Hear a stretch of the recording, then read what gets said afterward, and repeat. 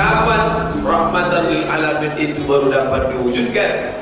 Bukan dengan kenabian, bukan dengan Al-Quran di tangan, tapi setelah tegaknya khilafatul nubuwwah. Ini bagaimana dengan kata wa ma arsalnaka? Artinya sejak Nabi Muhammad diangkat menjadi utusan, wa ma arsalnaka, maka tentunya sejak itu pula lah Nabi Muhammad menjadi rahmat bagi semesta alam.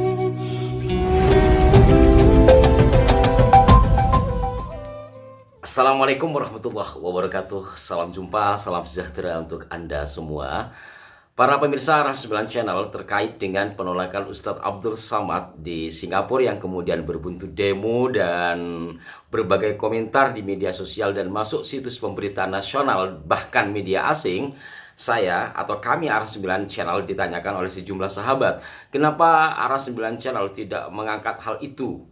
Saya katakan saya sudah mengangkatnya, tapi hanya kilasan sebagaimana yang pernah saya tayangkan sebagai pembuka untuk menuju perjalanan kami menuju Singapura. Kalau Ustadz Somad ke Singapura ditolak, kami ke Singapura di daerah Belitang, Sumatera Selatan.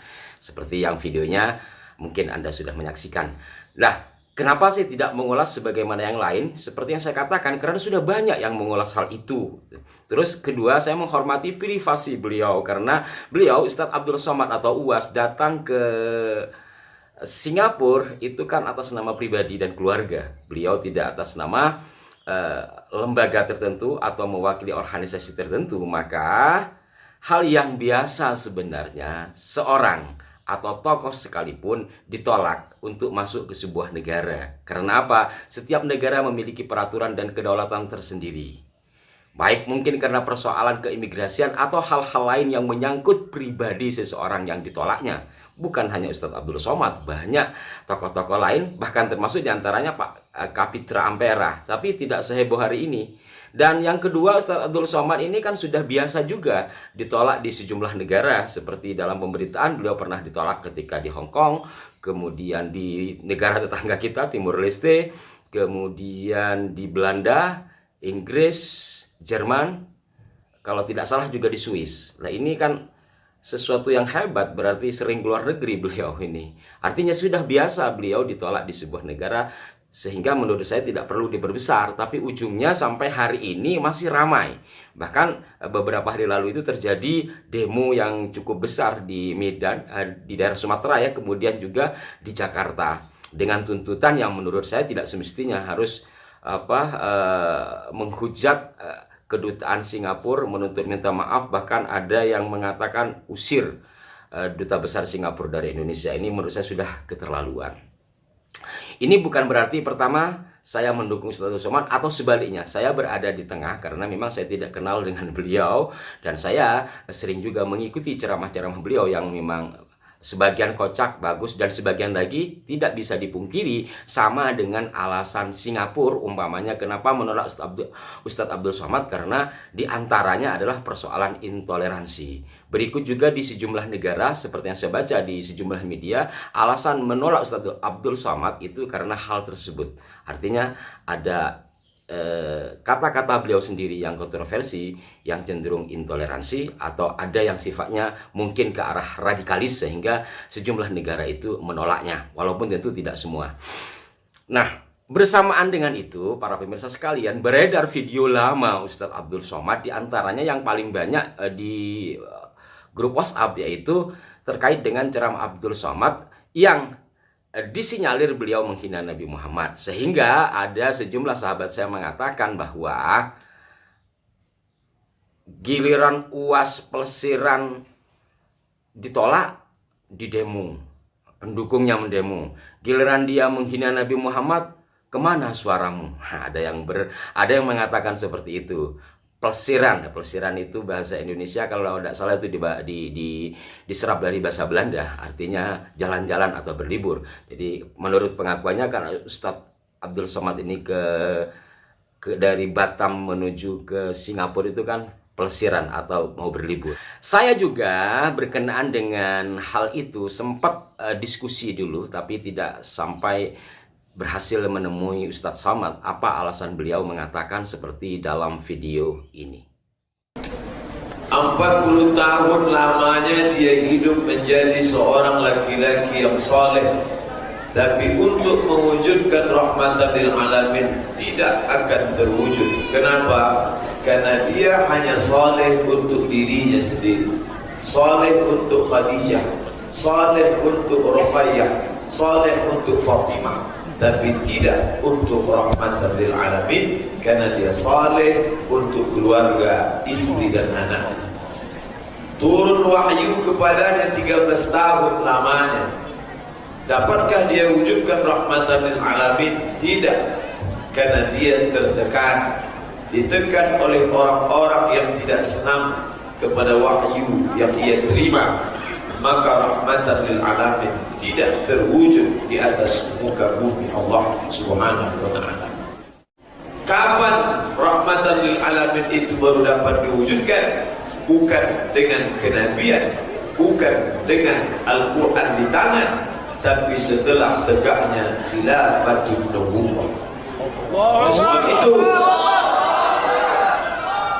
tidak akan ada yang dapat mewujudkan rahmatan lil alamin selain daripada khilafatun nubuwah, khilafah ala minhajin nubuwah. Dan video ini sudah diklarifikasi sebenarnya oleh UAS atau Ustadz Abdul Somad yang diunggah di salah satu kanal YouTube, walaupun menurut saya itu hanya sebuah alibi ya, alibi. Tapi entahlah, mungkin beliau punya penafsiran tersendiri terkait dengan apa yang dia katakan tersebut. Namun ya, apabila merujuk kepada kata-kata beliau bahwa rahmatan lil alamin itu bisa dicapai atau ditegakkan bukan dengan kenabian, bukan dengan Al-Quran di tangan, tetapi setelah tegaknya khilafatun nubuwah. Nah, ini kan mengingatkan kita semua kepada ayat Al-Quran, wa ma arsalnaka illa rahmatan lil alamin. Ini dulu juga ketika saya masih nyantri sempat terjadi diskusi cukup sengit terkait dengan arsalnaka. Wa ma arsalnaka wa ma lan oronono arsalna ngutus sapa ingsun Allah kah ing sira Muhammad. Illa rahmatan alamin, kecoba menjadi rahmat, kecuali menjadi rahmat bagi alam semesta. Jadi, ini khusus saya simak langsung dari kiai saya tafsiran dari kalimat wama arsalnaka. Aku tidak mengutusmu. Wama arsalnaka. Kata kah di sini ini adalah engkau atau emu yang khitabnya atau objeknya adalah Kanjeng Nabi Muhammad. Jadi wama arsalnaka illa rahmatin alamin menurut kiai saya almarhum Kiai Khalid Al-Bushiri di Sampang Madura, ini khitabnya khusus buat Kanjeng Nabi Muhammad. Artinya Nabi Muhammad itu diutus untuk menjadi rahmat bagi alam semesta.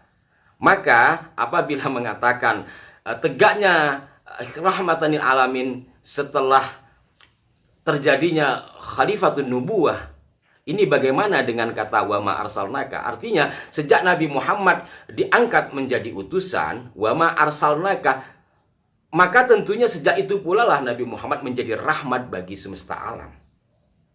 Ini yang perlu kita renungkan bersama. Karena apa? Ini terkait dengan Al-Quran. Walaupun mungkin sekali lagi Ustadz Somad memiliki pengertian tersendiri dan beliau juga sudah mengklarifikasinya. Hanya saja karena ini bagian dari isi dan kandungan Al-Quran, perlu kita renungkan bersama. Apalagi video ini telah tersebar kemana-mana. Hal ini bukan untuk merendahkan atau apa, lebih pada kami mengajak Anda semua untuk berpikir lebih jauh tentang isi dari kandungan Al-Quran. Karena jangan hanya sepotong dari pendapat seseorang kemudian dianggap satu kebenaran.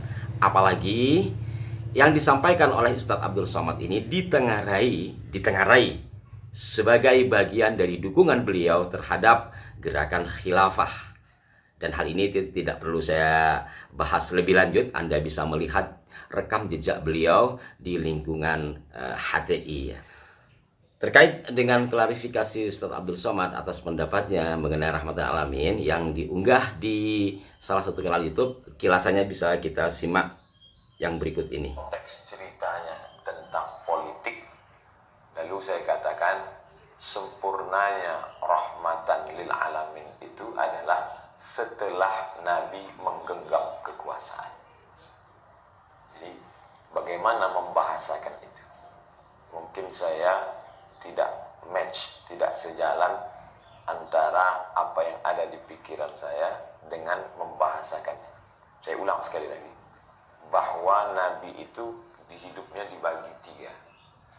Dari mulai lahir. Selebihnya para pemirsa Anda bisa menelusuri sendiri di kanal YouTube yang saya perlihatkan ini. Tapi bahwa pada intinya menurut analisa kami, pertama beliau sudah mengklarifikasinya. Yang kedua, dari klarifikasi itu masih ada kesan pembelaan diri.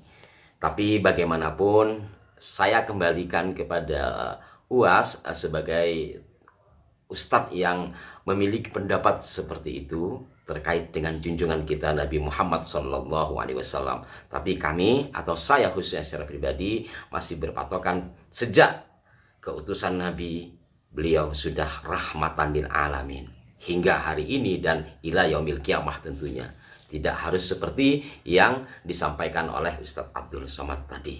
Tapi bagaimanapun sebuah pendapat monggo saja asal ada dasarnya.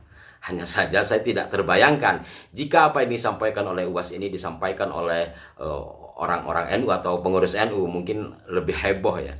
Mungkin beda ceritanya gitu.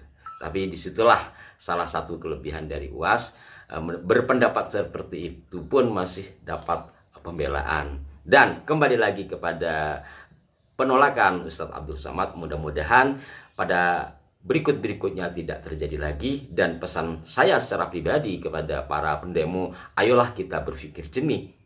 Siapa yang harus dibela dan dengan cara yang bagaimana kita membelanya. Mungkin kita menyayangkan atas tindakan sejumlah negara yang menolak UAS, tetapi bagaimanapun kita juga harus berpikir bahwa setiap negara memiliki kedaulatan dan memiliki cara tersendiri. Satu misal Singapura umpamanya, penolakan UAS di Singapura ini kan dikatakan karena statement atau penyampaian Ustadz Abdul Somad ini yang dinilai oleh Singapura intoleransi, kurang lebih ke sana arahnya. Nah, di sini para pembela UAS malah melakukan demo dengan kata-kata yang kasar. Ini kan semakin menunjukkan atau membenarkan pendapat Singapura. Sebenarnya kan seperti itu. Maka yalah, kalau kita mendukung-dukunglah sewajarnya, menolak juga sewajarnya. Dan mohon maaf jika ada kekeliruan dari apa yang saya sampaikan, termasuk pula kepada pihak dari Ustadz Abdul Somad. Mudah-mudahan ada sisi manfaat dari apa yang saya sampaikan ini. Sampai jumpa. Wassalamualaikum warahmatullahi wabarakatuh. Salam NKRI.